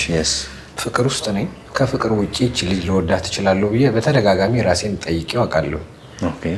ለምሳሌ መውደዱ እንዳለ ሆነ አሁን መውደድ ማፍቀር ብቻውን እኮ ወደ ሌላ ነገር ውስጥ እንድትገባ ያደርጋል ብዬ አላስብም። ፍቅር ሁሌ ልክ ቢሆንም ክዳኑን ቦታውን ካላገኘ ግን አይገጥም። አንድ ሰው በጣም የማይሆን አጓጉል ባህሪ ኖሮበት አንተ አፍቅረው በዛ ነገር ውስጥ ብትሰቃይ ፍቅር አጠፋ ይባላል እንዴ? አይባልም። ያው ክፉና ደጉን የምንለይበት አእምሮ ስለተሰጠ ማለት ነው። እና በጓደኝነት ሂደት ውስጥ አሁን ያለውት እሷን ላገባት እሷን በፍቅር ውስጥ ልቆይ የሚያደርገኝ ፍቅር መኖሩ ነው ወይስ ከፍቅር ውጪ ማንነቷ በጣም ቤስት ነው ጥሩ ኳሊቲ ያላት ወይ የሚለውን ነገር በተደጋጋሚ ለራሴ ጠይቃለሁ። ያላት ነገር በጣም አሪፍ ነው። ካለን ጥሩ ምግብ ቤት በጋብዛት ሺ ዶንት ማይንድ። ከሌለንም ድንች የሚሸጡ ሰዎች እንትን ላይ አስፋልት አጠገብ ላይ የሚሸጡ ጋር እሱ ጋር ቆመን ብንበላም እዛ ማየውን ፈገግታ እዛ ጋርም ቆሜ አየዋለሁ። ሁለቱም ጋር ተመሳሳይ ደሴም ነው። በቃ ያው የሀረር ልጅ መሆኗም አንድ ይሄም ኳሊቲው አሪፍ ነው። እዛ ማደጓም አይ ቲንክ ጥሩ ነገር አለው አይደል? እና ከመውደዴ ውጪ ያላት ፐርሰናሊቲ የሚገርም መሳቅ ነው፣ መጫወት ነው። ምግብ አለ እንበላለን፣ ከሌለ አለ ኢትስ ኦኬ፣ የለም ኢትስ ኦኬ። የስ ሰው ታዲያ እቺ ልጅ እንዳላገባት የሚያደርገኝ ምንም ምክንያት የለም። ደን ያው አይ ዲሳይድ ማለት ነው። እንግሊዝ ለንደን ቢሄዱ ምን ሊያደርጉ ይችላሉ? ለንደን ብሪጅ ላይ ፎቶ መነሳት ወይስ የባኪንግሃም ፓላስን መጎብኘት ወይንስ ደግሞ በታላቁ እንግሊዝ ፕሪሚየር ሊግ የተለያዩ ስቴዲየሞች ላይ በመግባት በቀጥታ መከታተል? እነዚህና ሌሎች ያልታዩ ድንቅ ድንቅ ቦታዎችን እየጎበኙ የፈረንጆቹን አዲስ ዓመት በለንደን ለማክበር ቬጂታን ኢትዮጵያ ቱር ኤንድ ትራቭል ቀጠሮ ይዟል። አሁኑኑ በዚህ ቁጥር ደውሉ። በፍቅር ህይወት ውስጥ አብራችሁ መኖር ከመጀመራችሁ በፊት የማትረሷቸው ገጠመኞች አሉ? መሰለ እሱ ስራ ቦታው ላይ ነው፣ የኔ ታች ነው። ስለዚህ እሱ እኔን አልፎኝ ነው ወደ ስራው የሚወጣው። ስራ ቦታው ማለት ነው። ሶ የሆነ እንዴት ነው የሆነ ወይ መጋጨት ሊኖር ይችላል ወይ የሆነ ነገር። ስለዚህ ግዴታ እንትን አንልም፣ መኮራረፍ የሆነ ነገር ድል የለንም። በቃ ዘግቶ ሊያልፍ አይችልም። ምክንያቱም ልክ ገና ደረጃውን እንደወጣ አለው። ስለዚህ በቃ ሰላም ብሎኝ ምናምን ነው የሚሄደው። ለዛ ያቺ የኔ ሱቅ መኖሯ ይሄ መኮራረፍን የሆነ ነገር ምናምን ያን ያህል ሳይከብድ፣ ያው መኮራረፉ ቢኖርም ግን በጣም በጣም የከረረ መኮራረፍ እንዳይኖረን በጣም ረድታናለች ያቺ ስራ ቦታዋ። ጥሩ አጋጣሚም ነበር እንዴ በመሀል ያው ለምሳሌ የሆነ ሰው ስራ ሲጀምር በእርግጠኝነት ያው ፋይናንሻሊ ጠንካራ ሆኖ ስራ የሚጀምር ሰው አለ ብዬ እኔ አላስብም። ወይ ባክግራውንድ ጥሩ ካልሆነ ፋሚሊ ሰፖርት ካረገው ያው እኛ መደረግ እንፈልጋለን፣ አጋጣሚ የለውም እንጂ። ግን እኔ ስራውን ስጀምረው በቃ ፋይናንሻሊ በቃ ያለ የሌለ በደንብ በቃ ከፈጣሪ ጋር ነው የተከፈተው ስራው እና ገርል ፍሬንድ ይዣለሁ። ስራው አለ ገርል ፍሬንድ ምንድን ነው? ወጪ ነው አይደል? አላልኩም። ያው ዞሮ መቼስ አብረህ ጊዜ ታሳልፋለህ። ያንን ጊዜ በምታሳልፍበት ሂደት ውስጥ መቼስ የሆነ ቀን ወቅ ካረክ ታዲያ እንዴት ይሆናል? የሆነ ቀን ሻይ ትጠጣል፣ የሆነ ቀን ምግብ ትበላለህ፣ የሆነ ቀን ደግሞ ብቻ አለው ኮስቴ አለው። የእሷ ስራ ቦታ ታች ነው፣ የኔ ደግሞ ላይ ነው። ተያይዘን ነው የምንወጣው። መውጫችን ሰዓት ይታወቃል። ሰው ተያይዘን ስንወጣ ኤቭሪዴይ የሆነ ቦታ ያስፈልገናል። እኔ ጠዋት ነበር ስፖርት የምሰራው። ገንዘቡን እፈልገዋለሁ፣ ቆጥበዋለሁ፣ ለነገ ያስፈልገኛል ብዬ ስፔሲፊክሊ ቃላት አውጥቼ መናገር ለሱ አልፈለኩም። ጠዋት የምሰራው እንጂ ምን አደረግኩት? ማታ መስራት ጀመርኩኝ። ከዛ ማታ እኔ ስሰራ እሷንም ይዣት ጂም አስመዝግቢያት ኦብቪየስሊ ውጭ ወተን ለምሳሌ ወደ ቦሌ ሻይ እንጠጣ ካለን እዛች ሄደን የምናጠፋትን የሻይ ሰዓት የራይድ መኪና የለም ምንም የለም፣ የራይድ የኮንትራት የታክሲ ያቺን ገንዘብ ጂም በወር ትንሽ የብር ብቻ ከፍዬ አስቀረውት ማለት ነው። ስለዚህ የትም እንሂድ አትለኝም ማለት ነው። ሻይ የለ ምን የለ እንሂድ ካለችኝ በቃ ስፖርት ቤት ነው። እሷ ደግሞ አትረዳህም። የት እንሂድ ነው የምትል። አትረዳህም ማለት በመጥፎ መንገዱ አይደለም፣ በቃ ከኔ ጋር መሆኑ ነው የምትፈልገው። እንደ ወንድ ልጅ ደግሞ አንተ ጋር ያሉትን ሰዎች ቴክ ኬር ማድረግ ግዴታ ነው። ከአንተ ጋር አብረው ለሚሰሩ ከአንተ ጋር አብረው ብዙ ነገሮችን ለሚያደርጉ ሰዎች በእነሱ ልክ ህይወትን ባትታገልላቸውም የሆነች ነገር ማድረግ ግዴታ ነው። ለስራ ባልደረቦች እንደዚህ የምታደርግ ደግሞ ከሆነ ለገርልፍሬንድ ደግሞ ብዙ ነገሮችን ታደርጋለህ። እና እኔ የማስበው ከእሷ ጋር ሲሆን የት ልውሰዳት? ኦኬ ምን ወጪ ይጠበቅብኛል? እዚህ ቁብ ልክፈል ወይስ እኔ እሷን ልጋብዝ? ስለዚህ ያቺ ነገር ካለፈ በኋላ ነው አይደል? አዎ ካለፈ በኋላ ነው ያወቅሁት። በነገራችን ላይ ጂም ለዛ እንዳስመዘገበች። አዎ ምክንያቱም እኔ እንሂድ የምለው ቦታ በቃ እንዴ ከበድ ያለ ነው። አዎ ማለት ያዘጋ ያው ምንድነው ፊውቸር እሱ እኮ ፊውቸር አስቦ ነውና እኔ ደግሞ በቃ እንሂድ ሻይ እንጠጣ ወይ የሆነ ነገር እንብላ ምናምን እንለዋለሁኝ። ያው እኔንም እዚህ ጋር ማጣቱንም እንትን አላለም። እንደገና ደግሞ ያው ምን ላድርግ ብሎ ግን ካለፈ በጣም ቅርብ ጊዜ ነው። ያኔ እኮ ጂም እንግባ ብዬሽ ጂም የገባ ነው ትንሽ ወጪው ከብዶ በዛለ ስፖርት የጀመርሽበት አጋጣሚ ይሄ ነው ማለት ስፖርት? አዎ ያኔ ከዛ በፊትም የሆነ ሞካክር ነበረ ግን በቃ ከዛ በኋላ ከዛን ጊዜ ጀምሮ ስፖርት ይሄው አለን እስካሁን ድረስ አብረን ነው ጥቅም ሆነ ማለት እኮ ነው። ወጪንም ሲባል እሷንም ጤንነት በስፖርት በደንብ እንደውም በዚህ አጋጣሚ ሰዎች ቅጥር ላይ ሆኖ ገርልፍሬንድ አያዙ አልልም፣ ቢይዙ መልካም ነው። ግን ህልምና ዓላማውን ምንድነው የምትረዳው ተረድታውን በዛ መንገድ ውስጥ አብረው ለመዝለቅ የምትሞክር አይነት ሰው ከሆነች በደንብ ያስፈልጋል። እኔ ወንድ ልጅ ህልም ከሌለው ገርልፍሬንድም አይደለም ምንም መያዝ የለበትም። ህልም ያስፈልጋል። ያው በዛ ህልም ውስጥ ነገሮችን እያሳካት ሄዳል። ማንም ሲያገባ መቼስ እኔ ሀብታም ነኝ እያለ ሊያገባ አይችልም። እኔ እንትን ነኝ እያለ ድሃም ነኝ ብሎ ደግሞ እያለ ሊያገባ አይችልም። ነገ የተሻለ ቀን ይሆናል እያለ ነው የሚያገባው እና ደግሞም ይሆናል። ያ የሚሆነው ግን ሚስት በጣም ትልቁን ፓርት ትጫወታለች። በምን ካልከኝ ዓላማውን አንደርስታንድ ማድረግ መቻል አለባት። አሁን የምሰራው ለዚህ ነው፣ ከዛ በኋላ ይሄ ነገር ይፈጠራል፣ በማን ልንወድቅ እንችላለን፣ አር ዩ ዊዝ ሚ የስ የምትለዋን ነገር እና ቅጥረኛም ሆነ ምንም ገንዘብ ከሌለም በዚህ ሂደት ውስጥ እንትን ማለት አለበት። ያው ጊዜው የሶሻል ሚዲያ ስለሆነ ሰዎች ነገሮችን በቀላሉ የሚመለከቱበት ጊዜ ላይ ነው ያለነው። በዛ ነገር ያው አንዳንዴ ሴቶችም ይሆናሉ ወንዶችም ይሆናሉ ብቻ አትራክት ይደረጉና ህይወትን ማሸነፉ ይቀርና የሆነ መታየት ብቻ ይሆናል። ያ ነገር ካለ ያው መዝለቅ አይችልም። ፋይናንሻሊ ደግሞ ቅጥር ላይ ያለ እያንዳንዷ ገንዘብ ለነገ ነው መቀመጥ ያለበት እንጂ ለዛሬ አያስፈልግም። ለዛሬ ከበላ ከጠጣ ይበቃል። ከዛ ውጪ ለእሷ የሆነ ነገር ላርግ እያልክ ከሆነ ዴይ ቱ ዴይ የምትሄደው እሷን ዛሬ ታስደስታታለህ፣ ነገ ታስከፋታለህ። እሷን ዛሬ ታገኛታለህ፣ ነገ ግን ታጣታለህ። ለምን? የለህማ፣ ህልም የለህም፣ ሪሶርስ የለህም። በምን ትልትላት ነው? አብራችሁ ለመኖር የወሰናችሁበትን ሞመንት ንገሪኝ እስኪ። ካደጋው በኋላ ከአክሲደንቱ በኋላ እሱ የሆነ አደጋ ደረሰበትኝና በጣም ደወረስት ታይም ነበር። በቃ ያቺን ነገር ለማግኘት ተሆል ላይፍ የለፋውበት ገንዘብ ነበረች። ተስፋ ነበር የቆረጥኩት። እንዴት እንደዚህ ይሆናል? ምንድን ነው ያጠፋሁት? ምን አረኩኝ? ከፈጣሪ ጋር በቃ ቃል በቃል የሆነ ግብ ነበረ የፈጠርኩት። ብቻ በዚህ መንገድ እንደዚህ አይነት አክሲደንት ደርሶብኝ ነበር። እሺ በዚህ ሁኔታ ውስጥ ሆኖ እንዴት ነው የሚገናኙ አብሮ ለመኖር? ከዚህ በኋላ እንዴት ነው የተወሰነው? በቃ የኔ ከባድ ጊዜ ላይ ስለነበረው የሷ መኖር በደንብ ነበር እንትን ያለው። በነገራችን ላይ ያቺ ገንዘብ ተወስዳብኝ በቃ በነጋታው ስራ ነበር የገባሁት። ምንም ማዘን ኡብል የሚፈጠርልኝ አንዳች ነገር የለም። ስለ ጨለማ ማውራት ምንም አይነት ብርሃን አያመጣም። ብርሃን የሚያመጣው አንድ ሻማ መለኮስ ነው። ሰው ሌሊቱን ሙሉ አልነጋውም፣ በቃ አልተኛው። እንደዚህ ብዬ ነው የነጋው። ተስፋ ለመቁረጥ በቂ ምክንያት አለኝ።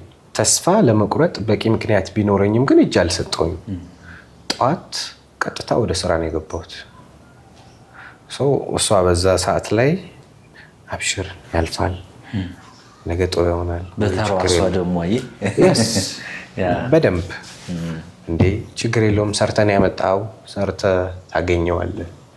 አንዳንድ ቃሎች አንተ ደከም ባልክበት ሰዓት ወይንም አንተ ነገር ውስጥ ባለበት ሰዓት ያው ላያጠነክሩ ይችላል። የሆነ ሱስ ውስጥ ያለን ሰው እንዴ ለምን ታጭሳለህ ብትለው አንተ እንዴት አታጠስም ሊልህ ይችላል።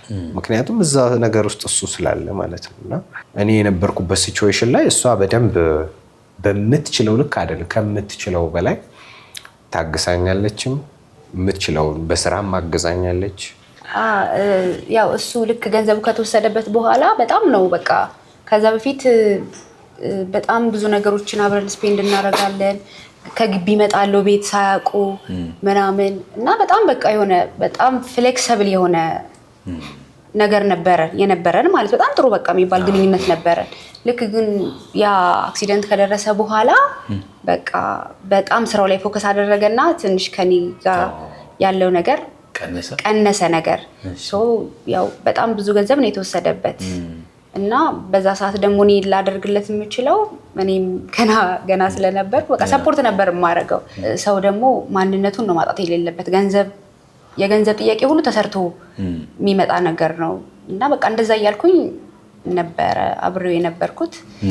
ከዛ በኋላ ያው እሱ በጣም አስደብሮት ነበረ። ግን ምሳ አብረን እንበላለን። ያው በጣም ኢንቲሜት የሆነ ግንኙነት ባይኖረንም በዛ ሰዓት ላይ እሱ በጣም ስራው ላይ ፎከስ አድርጎ ግን ያው ከላይና ከታች መሆናችን ምሳ አብረን እንድንበላ ከዛ ደግሞ ጂም አብረን እንድንሄድ ያ ነገር ግንኙነቱን ይበልጥ እንዲቀጥል እኔም ደግሞ አይዞህ ምናምን እያልኩት በደንብ በቃ ግንኙነቱን እንዲቀጥል አደረገው። ፋይናሊ አይ ቲንክ ግን ይመስለኛል ወይ የካቲት ወይ ጥር አካባቢ ይመስለኛል ወደዚህ ነገር እንትን ለማለት ያው እኔም እርግዝናውም ተፈጠረ። ከዛ እንዳለ እሱ ደግሞ አደጋ ተፈጥሮበታል። ከዛ በቃ እንጋባ ወደሚለው ነገር መጣን። ግን በጣም በዛ ሰዓት ከባድ ነበር። እሱ ምንም የለውም፣ እኔም ያቺ ትንሽዬዋ ሱቅ ብቻ ነበረች። አይ ቲንክ ጥር አካባቢ ይመስለኛል አስበው መስከረም ተመርቄ ከዛ ጥር አካባቢ ደግሞ አናዬን እርኩስ ከዛ በቃ እንጋባ ወደሚለው እንትን መጣን። በእነዚህ ሁኔታዎች ውስጥ ሆናችሁ ግን አብሮ ለመኖር ወሰናችሁ? እና ላይክ ብዙ ሰው አብሮ ለመኖር ፋይናንሻሊ እንደዚህ ሆኜ እንደዚህ እንስቴብል ይሄን ገዝቼ እና ሟልቼ ምናምን ይላልና እናንተ የወሰናችሁበት ታይም ከባዱ ታይም ላይ በጣም ከባዱን ታይም እንደገና ደግሞ አብሮ ለመሆን ማሰቡን እንዴት አገኘው? አንድ ሰውዬ ምን አሉ መሰለኝ፣ በአጋጣሚ ቤታቸውን መንግስት ለልማት ተፈልገው መፍረስ እንዳለበት ይነግራቸዋል። እና በስተመጨረሻ ላይ አዝነው በቃ የመጨረሻ የሚያፈርሰው ግለሰብ ቤቶቱን ላፍርሰው ወይስ ስራ ቦታዎትን ላፍርሰው ብሎ ምርጫ ይሰጣቸዋል። ከባድ ነው። ከዛ ሰውየውን ብልህ ስለነበሩ ቀላል ምሳሌ ሰጡት።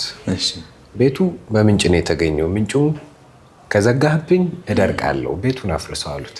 ሀዘናቸው በጠቅላላ በቃ ሰውየውም የጠየቃቸው ማለት ተሰርቶ ይገኛል የሚለውን ነገር በደንብ አንደርስታንድ እንዲያደርጉት ነው የጠየቃቸውም ሰውየው። እና እኔም የተወሰደብኝ ገንዘብ አለ፣ ምንጩ ግን ነበረኝ።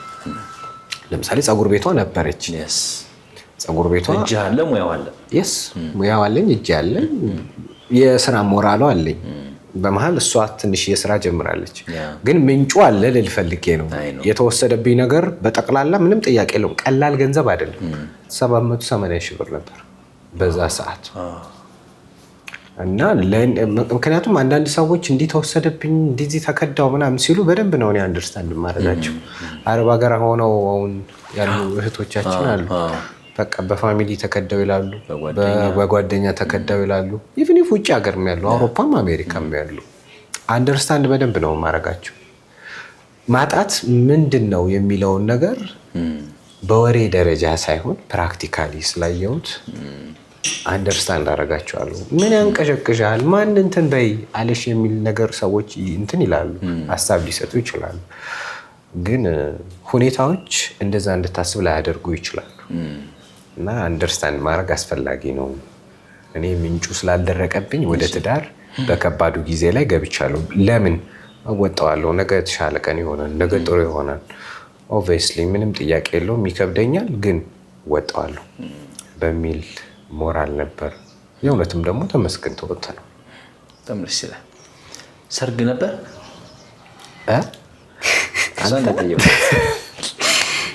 ሚን ለፋሚሊስ በምን አይነት መንገድ አሳወቃችሁ? ይሄን ነገር አቀባበሉ እንዴት ነበር በፋሚሊ በኩል?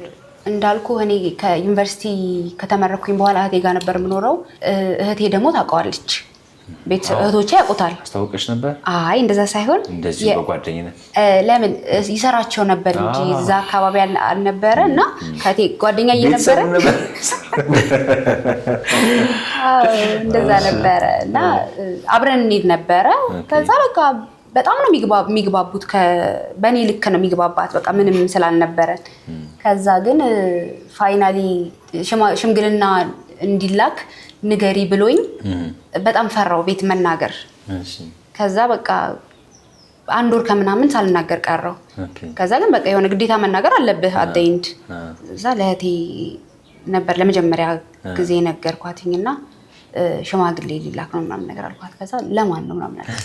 ከዛ እንዴ ለኔ ነው ምናምን አልኳት። እየቀለድሽ ነው ምናምን አለችኝ። አይ እየቀለድኩ አይደለም። እሺ ማን ነው ምናምን አለች። አቤል አልኳት። አቤል እውነት የብር እንደዛ አቤል ነው አቤል አልኳት። አቤል አለች። ኦልሬዲ ያውቁታል ሁሉም እና በቃ በጣም ክሎዝ ናቸውና በፍጹም አልገመተችም። በፍጹም ከዛ ምንም አልተባነነባችሁም? በቃ ይሆናል። ያው መጀመሪያ ጓደኝነቱ እኮ ጥሩ ነበር፣ ጥሩ ግንኙነት ነበረውና ሪሌሽንሺፕ ላይ ደግሞ ያን ያህል ረጅም ጊዜ እኮ አልቆየንም።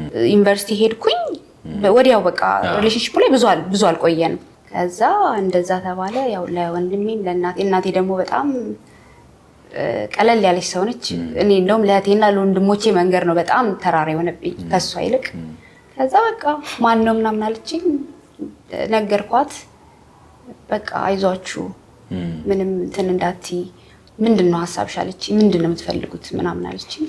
በቃ እኛ ሽማግሌ ልከን ከዛ በቤተ ክርስቲያን መጋባት ነው የምንፈልገው ምናምን ነገር አልኳቸው።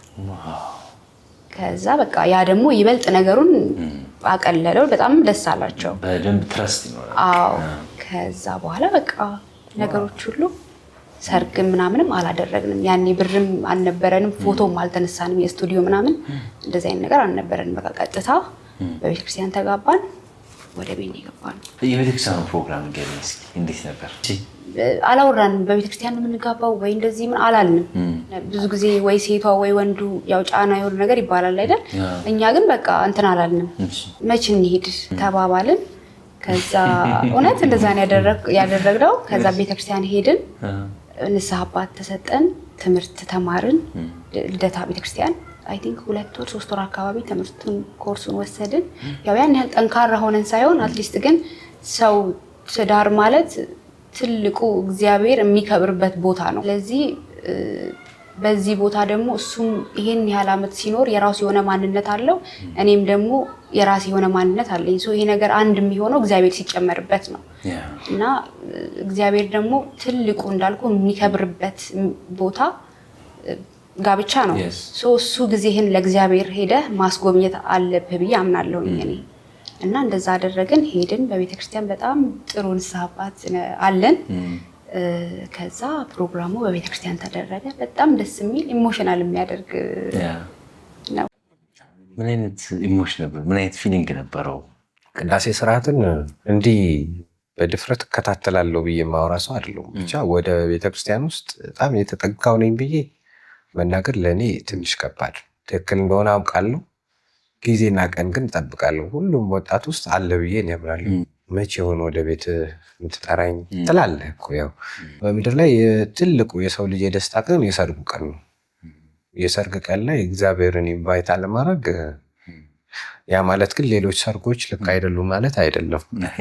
ልክ ናቸው፣ ለምን እንዳመኑበት ነገሮች። እኔ ግን የህይወቴ ትልቁ ነገር የደስታ ቀን ሰርጌ ነው። ሰው የሰርጌ ቀን እግዚአብሔርን ኢንቫይት ባደረገው እሱ ቢጨመርበት ቢኖርበት መልካም ነው። እንግሊዝ ለንደን ቢሄዱ ምን ሊያደርጉ ይችላሉ? ለንደን ብሪጅ ላይ ፎቶ መነሳት ወይስ የባኪንግሃም ፓላስን መጎብኘት ወይንስ ደግሞ በታላቁ እንግሊዝ ፕሪሚየር ሊግ የተለያዩ ስቴዲየሞች ላይ በመግባት በቀጥታ መከታተል? እነዚህና ሌሎች ያልታዩ ድንቅ ቦታዎችን እየጎበኙ የፈረንጆቹን አዲስ ዓመት በለንደን ለማክበር ቬጂታን ኢትዮጵያ ቱር ኤንድ ትራቭል ቀጠሮ ይዟል። አሁኑኑ በዚህ ቁጥር ደውሉ። ምን ያህል ጊዜ ሆናችሁ አሁን አብራችሁ መኖር ከጀመራችሁ? በትዳር 4 ዓመት ሊሆነን ነው። 4 ዓመት ሊሆናችሁ። በጣም አሪፍ። እሺ አብራችሁ ከኖራችሁ በኋላ ህይወት እንዴት ቀጠለ? ቢዝነሶቻችሁ፣ ስራዎቻችሁ፣ ከፍታው ዝቅታው እንዴት እየተስተካከለ መሄድ ጀመረ? ቀጣይ ስቴፖች ምን ነበሩ? የጀመርኩ ፀጉር ቤቱን በዕቁብ ነበር።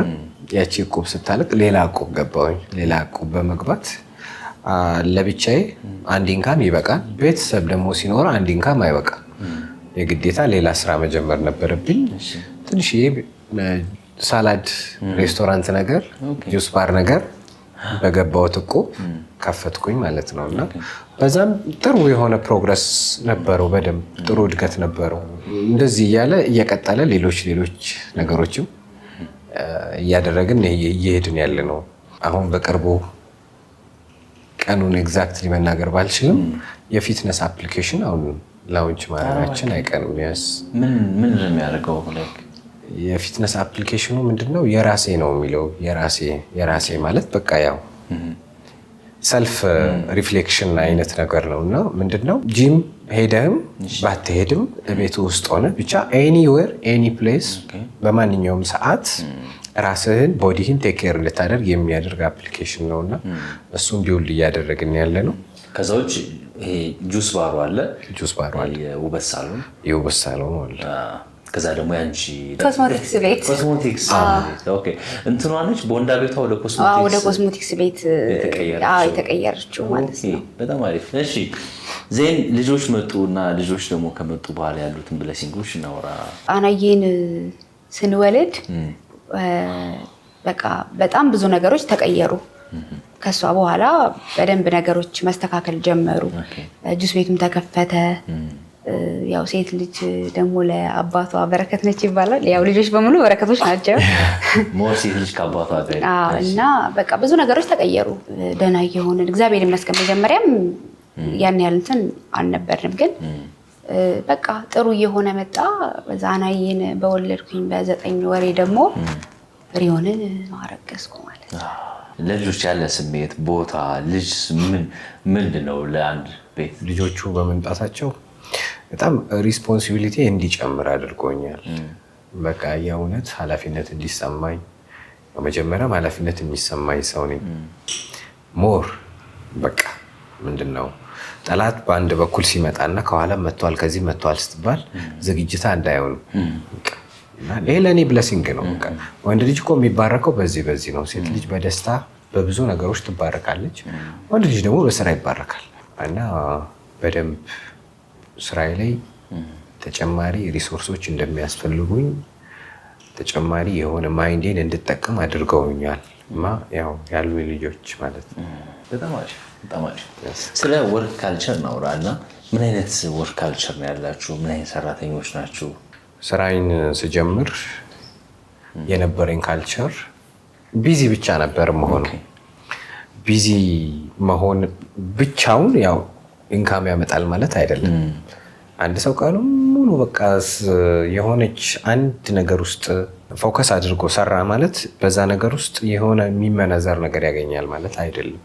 ከሆነ ሰዓት በኋላ ግን የወርክ ካልቸሬ ፍጹም የተቀየረበት ሞመንት አለ። አሁን ብቻውን የአክሲደንቱ የደረሰብኝ ጊዜ በኋላ በቃ ገንዘቦች በሚገርም ሁኔታ ማግኘት አለብኝ፣ በሚገርም ሁኔታ ስኬት ያስፈልገኛል የሚል ሜንታሊቲ ውስጥ ነው የገባሁት። ምክንያቱም የተወሰደብኝ ገንዘብ በጣም ትልቅ ነው። እንደዚህ አይነት ገንዘብ የማገኝበትን የስራ ዘርፍ የስራ ማይንድ ነበር የፈለግኩት እና ያቺ ነገር መወሰደው በጣም እኔን አንቅቶኛል። የስራ ካልቸሬ እንድቀይር አድርጎኛል። በአጋጣሚ እኔ ጋር የሚመጡ ከስተመሮች የሚነዱት መኪና 27 ሚሊዮን ብር 30 ሚሊዮን ብር ብቻ እንደቀላ አድርጌ ጠይቃቸዋል። እንዴ እኔ ሰላም ነው ወይ እያልኩ ጠይቃለሁ። እዛ የመኪናውን ዋጋ ይነግሩኛል። እኔ ገንዘብ የማገኘው ስንት ዓመት ብሰራ ነው የሚል ሜንታሊቲ ውስጥ እንደገባ ነው ያደረገኝ። ስንት ዓመት ብሰራ ነው ቆይ እኔ የሁሉ ገንዘብ የማገኘው? በቃ ሳልበላ ሳልጠጣ ለረጅም ዓመታቶች መስራት አለብኝ። ከዛ በኋላ እቺን መኪና እቺን ገንዘብም ለማግኘት ደግሞ ረጅም ዓመት ከለፋውን በኋላ ልክ ያቺን ገንዘብ ሳገኝ ወይ መኪናው ዋጋ ጨምሮ ነው የሚጠብቀኝ፣ ብቻ ቆሞ የሚጠብቅህ ነገር የለም። ስለዚህ እነዚህ ሰዎች ይህንን ያገኙበት የሆነ ማይንድ ሴት አላቸው። የሆነ የተለየ እኔ ከማውቀው እኔ እስከዛሬ ድረስ ከሄድኩበት መንገድ የተለየ መንገድ አላቸው ብዬ ነው የእነሱን ነገር ማጥናት ጀመርኩኝ። ፖድካስቶችን መከታተል ጀመርኩ። በቃ መጽሐፎችን ማንበብ ጀመርኩ። የቢዝነስ መጽሐፎችን እንደዚሁ ሰልፍ ዴቨሎፕመንት ላይ የሆኑ መጽሐፎችን በደንብ እየገዛው ነው ማንበብ የጀመርኩት። አይኔን መግለጥ ጀመርኩ ብለው ይቀለኝ። እስከዛሬ የሰራውበት የስራ መንገድ በጣም አሪፍ ነው። ያቺን የቢዝነስ ሰዎችን ማውራት፣ ከነሱ የሆነ ትምህርት ከነሱ የሆነ ሀሳብ መውሰድ ከጀመርኩኝ ጊዜ በኋላ ግን ምንድነው የምትመነዝረው ነገር አለ ወይ ብትለኝ ሜቢ ላላሳይ ይችላለሁ፣ ግን መምጣቱ አይቀርም፣ አማራጭ የለውም። እና ለዛም ነው በቃ ትላንትና የነበረኝ የወርክ ካልቸር ስለተቀየረ ነው ተመስገን ዛሬ እዚች ትንሽም ነገር ብትሆን ላይ ያለሁት ማለት ነው። እና ያቺ አክሲደንቷ የወርክ ካልቸርን ቀይራታለች። በሌሊት እነሳለሁ፣ እስከ ማታ ልሰራ እችላለሁ። ሌሊትም እነሳለሁ። በቃ ሌሊት 6 ሰዓት ስራ ካለኝ ስራ ሄዳለሁ። ይሄኛው ኢንስፓይሬሽን ሆኖኝ ነው የኔ አክሲደንት መጽሐፍ እየጻፍኩ ነው። ያ መጽሐፍ በሚገርም ሁኔታ የብዙ ሰዎችን ህይወት ይቀይራል ብዬ በድፍረት መናገር ባልችልም፣ ግን ነገሮችን በተመሳሳይ መልኩ እንዲመለከቷቸው አያደርጋቸውም። የተለየ እይታ ይሰጣቸዋል ብዬ አስባለሁ። በጣም አሪፍ፣ በጣም አሪፍ። ሜሪ በጓደኝነት ከዛ በፍቅር ህይወት ከዛ በትዳር ደግሞ 4 ዓመት እና በእነዚህ ሁሉ ሂደቶች ውስጥ ምንድነው ሪሌሽንሺፕ በተለይ አድቫይስ የምታረጊው ነገር? እኔ በገባኝ መጠን ትዳር ወይ ማለት የምንሰራራበት ቦታ ነው። ፐርፌክት ሊሆን አይችልም። ሰው አይደለም። ሰው ስንሆን ደግሞ በጣም ብዙ ጎዶሎ ጎኖች አሉብን። መጀመሪያ ግን እኛ የራሳችንን እንጨርስ። እኔ ከሱ ጋር ስንጋባ እግዚአብሔር ፊት ቃል የገባሁት እንደዚህ ያደርጋለሁ ብዬ ቃል ስገባ እሱ እንደዚህ ካደረገልኝ ይሄን አደርግለታለሁ ብዬ አይደለም እዛ ቦታ ላይ ቃል የገባሁት። መጀመሪያ የራሳችንን ኃላፊነት እንወጣ። ብዙ ጊዜ የራሳችንን ኃላፊነት አንወጣም። ቀጥታ የምናየው አብሮን ያለውን ሰው ነው እና መጀመሪያ የራሳችንን ስንወጣ ለመጠየቅም የሆነ ነፃ ለመሆንም ትልቅ እንትን አለውና መጀመሪያ የራሳችንን እንወጣ፣ ራሳችን ላይ እንስራ። እንደገና ደግሞ ከፓርትነራችንም ጋር ሰፖርት እንደራረግ። ትዳር በቃ የምንሰራራበት ቦታ ነው። እሱ የሌለው ነገር እኔ ያለኝ ነገር እሱ አለው። ይሄ አለመነጻጸር ይመስለኛል እና ትልቁን ቦታ የሚይዘው እንደዛ ነው። ጥሩ። ከዚህ ጋር በተያያዘ ግን ምናልባት ወደ ትዳር ለመግባት ወይ ደግሞ ወደ ፍቅር ግንኙነት ለመግባት ጓደኛ ለመያዝ በጣም ብዙ መስፈርቶች አሉ። ፊዚካሊ ሊሆን ይችላል፣ ፋይናንሻሊ፣ በጣም ብዙ ነገሮች አሉና እነሱ ነገሮች ላይ የታዘብሽው ነገር አለ? ሀሳብ የምትሰጪው ነገር አለ? ምንድነው መሰል አሁን ላይ እንትኑ ክራይቴሪያው በጣም ትልቅ ሆኗል። እንደዚህ ካልሆነ እንደዚህ እንዳታረጊው፣ እንደዚህ ካልሆነ እንደዚህ አታረጊው ይባላልና የሆነ ሰው ነው ለሆነች ሴት የምታገባን ሴት እንትን የሚመርጥላት ማለት ይቻላል። በቃ እንደዚህ ካላደረገልሽ ደግሞ በጣም ነው ኢንፍሉዌንስ የምንደራረገው። ያው ጊዜው ሚዲያ ላይ ኤቭሪቲንግ ስላለ ማለት ነውና አንድ ሰው ከእግዚአብሔር ጋር ያለው ግንኙነት ጥሩ ከሆነ ገንዘብ እንኳን ባይኖረው ስራ ያለው አመለካከት እንደገና ደግሞ እንድታድግ ሰፖርት የሚያደርጋት አቢዩዚቭ አይነት ሰው ካልሆነ የገንዘብ ጉዳይ ተሰርቶ የሚመጣ ጉዳይ ነው። የገንዘብ ጥያቄ ተሰርቶ ይመጣል።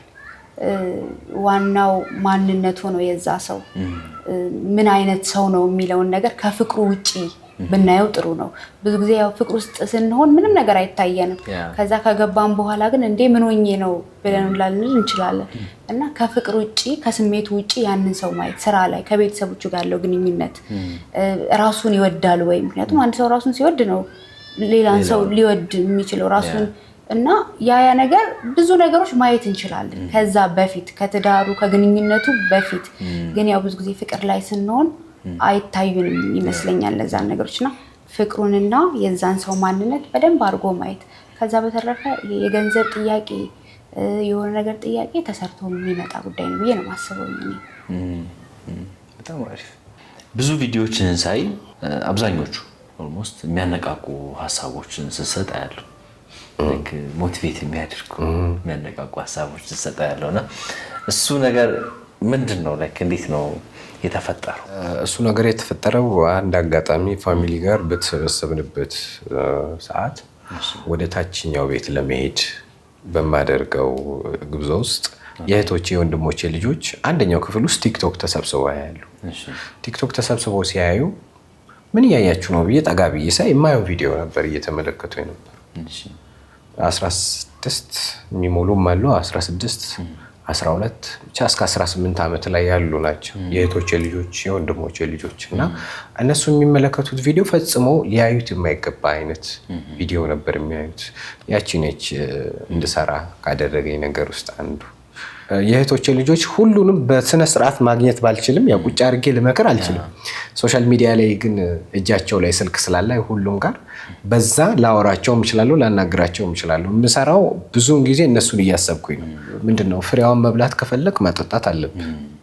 ፍሬዋን ሳታይ ከስር ውሃ ማጠጣት፣ ሲወድቅ ማቃናት፣ መኮትኮት አለብህ። ሀሳቡ ይሄ ነው። ሞቲቬሽን ያስፈልጋል አያስፈልግም? ያስፈልጋል ብዬ አስባለሁ። ሞቲቬሽን ልክ እንደ መኪና ነዳጅ ነው። ዋናው አንተ ብትሆንም ኤቭሪዴይ የምትሰራው ነዳጅ ያልቃል። አንዳንድ ጊዜ ሞራሉ ላይኖር ይችላል። እኔ እሰማለሁ፣ ጧት የምሰማቸው ፖድካስቶች አሉ፣ የምሰማቸው ሞቲቬሽናል ቪዲዮዎች አሉ። ያስፈልጋል በደንብ። በዛ ምክንያት በእህቶቼ በወንድሞቼ ልጆች ምክንያት ሶሻል ሚዲያ ላይ እንደዚህ አይነት ቪዲዮዎችን ለመልቀቅ ወስኜ ያው አሁን ጥሩ ነገር ላይ ነው ያለው። በጣም አሪፍ በጣም አሪፍ። እንዴት አገኘሽው ሜሪ ሶሻል ሚዲያ እና አቀባበሉ? ሶሻል ሚዲያ ላይ እስከወጣህ ድረስ ስፔሻሊ ሁሉም ሰው የየራሱን ሀሳብ ይሰጣል። አትጠኝ ማለት አትችልም። ኦልሬዲ አንድ ጊዜ እስከወጣህ ድረስ ግን ያው በጣም ደስ የሚሉ ቤተሰብ የሚሆኑ በጣም ደስ የሚሉ ሰዎች አሉ። በዛውም ልክ ደግሞ ኔጌቲቭ ኮሜንት የሚሰጡ ምናምን አሉ። ግን ሶሻል ሚዲያ በአጠቃላይ በጣም ደስ የሚል ኢንጆይ ማድረግበት ነገር ነው። ኔጌቲቭ ኮሜንቶች እንዴት ነው ማኔጅ የምታደርጉት? ያው እሱ እኔ አይ ዶንት ማይንድ።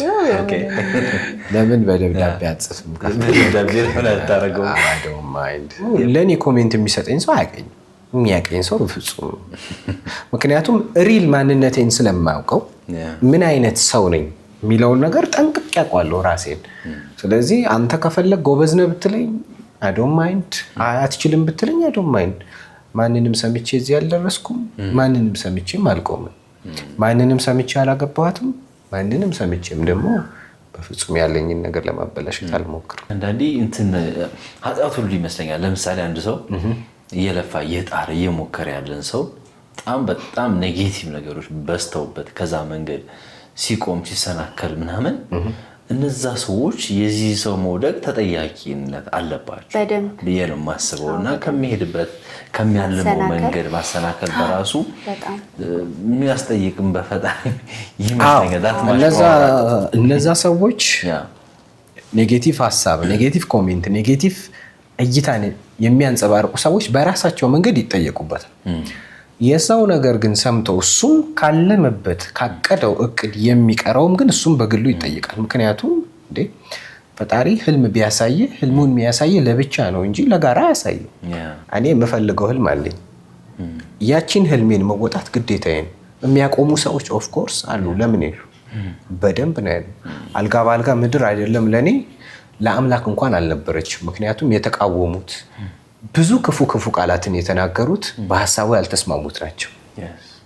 ፋይናሊም እንዲሰቀል እስከ ማድረግ ደረጃ ድረስ ማለት የማይሞተውን በቃ ለመግደል ሞከሩ። ፋይናሊ ግን የሚሞት አይደለም። እሱ ፍጹም አምላክ ፍጹም ሰው ስለሆነ ማለት ነው። እና ሰዎች በሚሰጡ ኔጌቲቭ ኮሜንት መቆም አለበት ብዬ እኔ ሰው አላስብም። ለምን ግን ቆመ ብዬም ደግሞ ያው ጀጅ አላደርግም። በቃ it's all about your mind ነው የምልህ። መጽሐፉ ላይ የጠቀስኩት ያልኩ ቅድም ይሄን ምንም ነገር ከሀሳብ ይጀምራል። እሱ ሰው እየሰደበኝ ብለህ በቃ የስድብ ቀጣይ የምሰራውን እንደዚሁ የሚያንቋሽሽብኝ ከሆነማ አልስራ ካልክ ሀሳብ ላይ መጀመሪያ እዚህ ፈጠርከው በቃ ይስ አለቀ። ከዛ ወደ ፕራክቲስ ደግሞ መሄድ አለብህ። ከአባትህ ብዙ ምክሮች ብዙ ሀሳቦች እንደወሰድክ አንድ ቪዲዮ አየሁ፣ ስለ ዝምታ እና ስለ ገንዘብ። ፋዘር አጋጣሚ የሆነ እቁብ ይሰበስባል፣ እቁብም ውስጥ አለበት። ረጅም ጊዜ ሹፍርናንም ሰርቷል። በጣም ጀግና ሰው ነው። በቃ ህይወትን በፈለገው ልክ አልሞላለትም። ነገር ግን በፍጹም ያልቆረጠ ተስፋ ያልቆረጠ ያልቆመ ሰው ነው። እንዲህ ነው ብዬ ስፔሻሊ ደግሞ አሁን ካለፈ በኋላ ነገሮችን እኔም የራሴን ህይወት የራሴን ቤተሰብ ለመመስረት በማደርገው ትግል ውስጥ የፋዘርን እያንዳንዷን ደቂቃ ስፔሻሊ ከእናቴ ጋር የሚያደርገውን ኮንቨርሴሽን ውጪ አንዳንድ ጊዜ ፊቱ ጠቆር ብሎ የሚመጣው እያንዳንዷን ነገር ነው እኔ ፊልም ማደርገው። ስለ ዝምታ እቁብ ገብተው ሰዎች በምላሳቸው በዛ እቁብ ሲጠፉ ተመልክቷል። ብዙዎቹን አይተዋል። ማለት እቃውን መግዛት እያለባቸው በቃ ደረሰኝ እኮ እስኪ ዛሬ ልጋብዛችሁ በሚል ትንንሽዬ ወሬዎች ወሬው እያደገ አንዱን ሲጋብዝ ሌላውንም ሲጋብዝ እቃውን ሳያመጣ ለእቁቡም ከስሮ ወደማያስፈልጉ ነገሮች ውስጥ ይገባል። በቃ የደሞዝህን ቀን አትናገርም ይላል። የደሞዝህን ቀን ለምን ትናገራለህ? 30 ቀን ሙሉ በሰራህበት ገንዘብ ላይ መወሰንም እያንዳንዷን ገንዘብ ቦታ ቦታ ማስያዝ ኃላፊነቱ ያንተ ነው ይላል ፋዘሬ። ስራ አስጀመርኩኝ በቃ ለማንም አትናገር። እውነቱን ነው፣ ንፉግነት አይደለም። ገንዘብ አጠቃቀም ላይ እንዴት ናቸው? እኔ 0.00 እስኪቀረኝ ድረስ ነው ብሩን የምትጠቀም ድም አድርጌ የምገባው። በቃ እውነት በቃ የሆነ ቦታ ከሄድኩኝ ማንኪያ ልገዛ ወጥቼ አፋፋ ይሄን መልስ ምን ይቀራታል? አይ በረከት አላት ባይዘው ለዛም ጭምር ሲመጣላትም ልክ እንደዛው ነው። ሲመጣም እንደዛው ነው።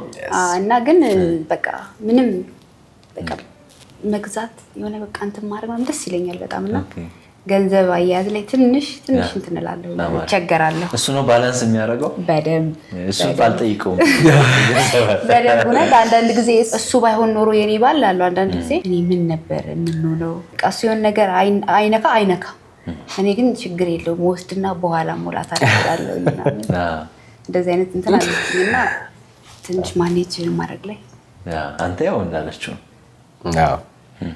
ጎበዝ ነኝ። ከበፊት ጀምሮ የመጣ ነው አይደለም፣ በጊዜ ሂደት ውስጥ ነው። ያው አላማዬን ለማሳካት ብዙውን ጊዜ ሞክሬ የሆነውን ሳነሳ የሆነውን ሳጎድል በዛ ሂደት ውስጥ አላማዬን ባለማሳካቴ የሚፈጠርብኝን ስሜት በጣም ነበር የማልፈልገው። ስለዚህ በቃ ዋንስም ፎር ኦል አቁሜያለሁኝ። ከሆነ ጊዜያቶች በኋላ የሆነ ነገር ከፈለኩኝ ለዛች ነገር አልነካውም። በቃ ፕላስ በቃ የቤተሰብ አለ፣ የስራ አለ፣ የግል አለ።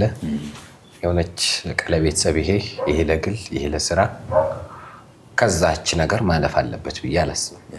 ጊዜው ሲደርስ ሁሉም ነገር ይሆናል። እስኪ ንገሩኝ የምትመሩባቸው የህይወት መርሆች። ያው ምንድነው ትዳር ላይ ስትኖር ትዳር ህግ አለው ብዬ አላስብም። ሁሉም ሰው እንደሰራለት ነው የሚኖረው። ግን ምንድነው በእኔና እሱ በቃ እሱ ለኔ እሱን አልፎት የሚመጣ ሰው እኔ ለሱ በጣም ጠበቃው ነኝ፣ እሱም ለኔ እንደዛው በቃ ጠበቃዬ ነው የትም ቦታ። በቃ እሱ ካለ በጣም ኮንፊደንስ አለኝ ምናምን እና በእኔና በሱ ነገር ላይ ያ ለኛ በቃ ፋሚሊያችን ያ ነገር ለኛ በጣም ቀይ መስመራችን ነው። በጣም አሪፍ። አቤል መቀጠል የምትለዋን ነገር በደንብ ነው የማምንባት። የህይወት መስመሬ ደግሞ ያው እንዳለችው ነው። ፋሚሊ የህይወት መስመሬ ነው። ስለሷ ከሌላ ሰው ምንም አይነት ኮሜንት አልሰማም። ምንም አይነት ወንድሟ ለምን አይሆንም? እናቷ ለምን አትሆንም? በቃ እቺ እንትን ነች፣ ፕሪንሲፕል ነች። በስራዬም ቦታም ደግሞ ልክ እንደዚሁ ስራዬ ላይ ፍጹም ትንሽዬ እንከን ሊፈጥርብኝ የሚሞክርን ሰው ቶለሬት አላደርግም። በጣም አሪፍ። በመጨረሻ ፍቅራችሁን እንድትገላለጹ ደስ ይለናል። እምወድሽ የህይወቴ የስራዬ ባልደረባ እንግዲህ እማፈቅርሽ፣ እድሜ ይስጥሽ፣ ሰላምሽን ያብዛው። ያው ያንቺ ሰላም ለኔም ሰላም ስለሆነ መኖርሽ ለኔም መኖር ስለሆነ ከዚህ በላይ እንግዲህ አትርፈን ተደስተን ልጆቻችንን ድረን እንድናይ እድሜውን ይስጠን። በጣም ነው የምወድሽ፣ በጣም ነው የማከብርሽ፣ በጣም ነው የማፈቅርሽ። የስ እኔም በጣም ነው የምወድህ። አንተ በህይወቴ ስላለ በጣም ደስተኛ ነኝ። እግዚአብሔር ይመስገን። ህይወቴን በጣም ነው የምታቀልልኝ። ብዙ ነገሮችን እንድሰራ በቃ ግሎ እንዳደርግ ወጥቼ እንድገባ ያላየሁትኝን ነገር ምንድን ያላሳየሁሽ ስራ ነው። እኔ በህይወት ባልኖር የሆነ ነገር ቢፈጠር እንድትቸገሪ አልፈልግም፣ ምንም ነገር እንዲደርስባችሁ አልፈልግም ብለህ እያንዳንዷን ነገር እንዳውቅ ስለምታደርገኝ በጣም ነው ማመሰግንክ። በጣም ነው የምወድህ።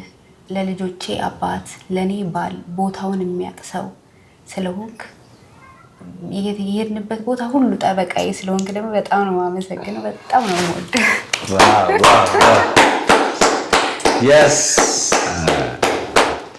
በእኔ በኩል ጨረስኩ። አለቀ። በእኔ በኩል ጨረስኩ።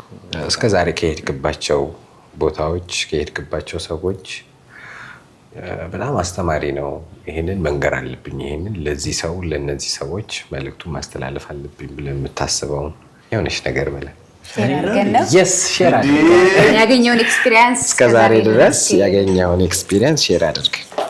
እኔ እውነቱን ለመናገር ኦልሞስት ማራኪው ወደ 200 ሰዎች ቤት ምናምን ሄዷል በ3 ዓመት ውስጥ።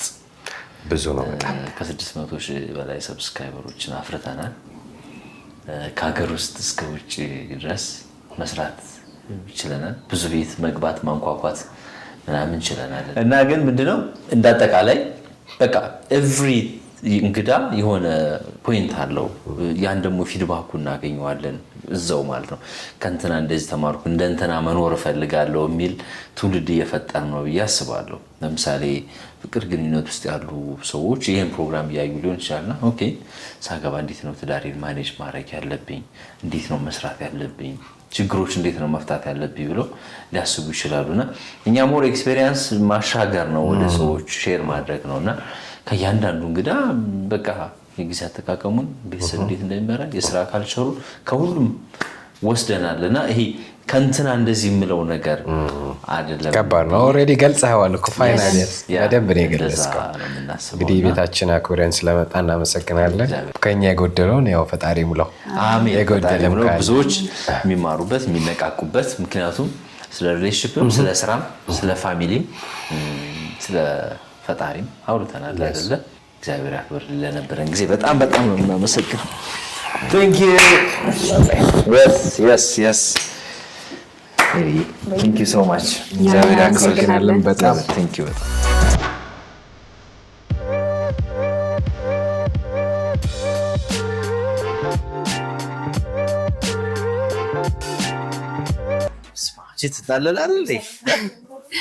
የት ነው ያለነው አሁን? አሁን ያለነው ቤላ ሜካፕ ኤንድ የውበት ሳሎን ነው ያለነው። ቤላ ሜካፕ ኤንድ የውበት ሳሎን። ይሄ ቤላ የሚለው ከየት ነው የመጣው? ቤላ የሚለው ከየት ነው የመጣው? ያው አቤል ከሚለው አቤል። ምን ያህል ጊዜ ሆነ አሁን ቢዝነስ ማለት ነው? 7 ዓመት። ያው እንግዲህ ስቱዲዮ እየተንቀሳቀስን ነው፣ እየሞከርን ነው፣ እየሰራን ነው። የት አካባቢ ነው ኤግዛክት? አሁን ኤግዛክት ያለ ነው ልደታ ስማርት ፕላዛ ሚል ቢልዲንግ ላይ ነው ያለነው። ምን ሰርቪሶች ነው? ሰርቪስ አለው እዚህ ላይ ያው ሴቶች በአጠቃላይ የሚያስፈልጋቸው ነገሮች በጠቅላላ ሰርቪሶች አሉ። ጥፍር፣ ፀጉር፣ ሜካፕ፣ ማኒኪር፣ ፔዲኪር ኤቭሪቲንግ መሰራት የሚችሉትን ነገሮች በሙሉ ይሰራል። ኤክሴፕት ሞሮኮ እና ከስፓ እሷን ብዙ ጊዜ አንተን አሁንም ስቲል አንተ ነው የምትሰራት?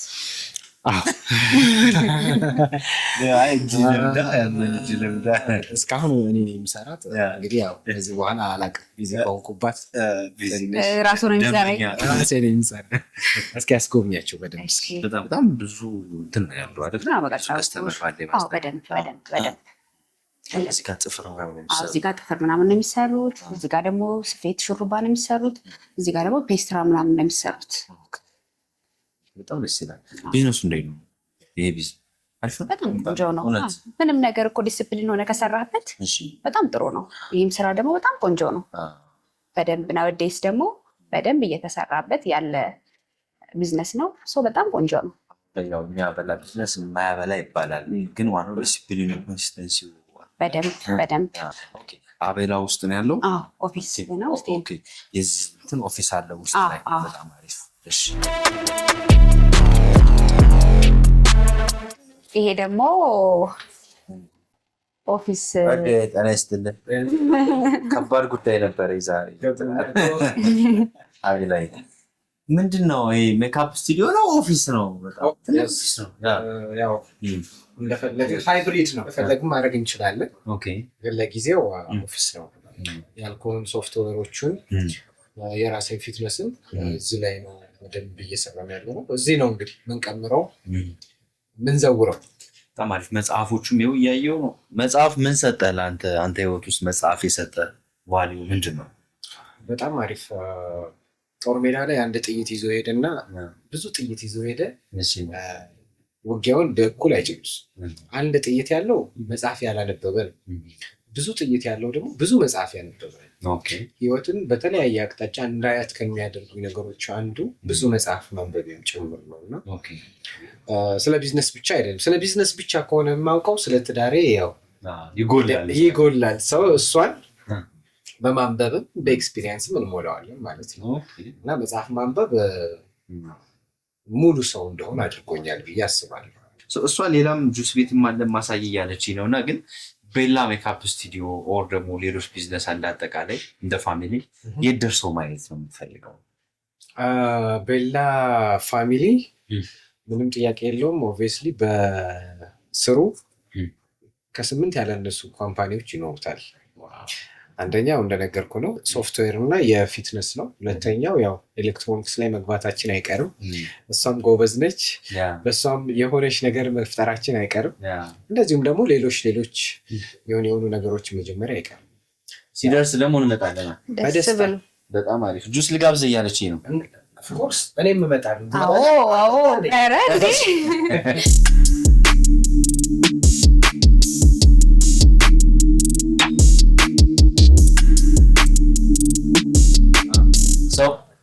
ቤላ ጁስ ምን ያህል ጊዜ ሆነው?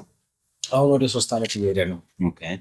ምን ሰርቪሶች ነው ያሉት? ደግሞ እዚህ ደግሞ ያው ለሰው ልጅ የሚያስፈልገው እያንዳንዱ ኒትሪሽን ያስፈልገዋል ተብለው የሚታሰቡት ነገሮች በጠቅላላ አለ እዚህ። በጣም ቀምሰን ደግሞ አስተያየት እንሰጣለና የሚገባ ያስየት ጋር ነው እዚህ ጋር ነው።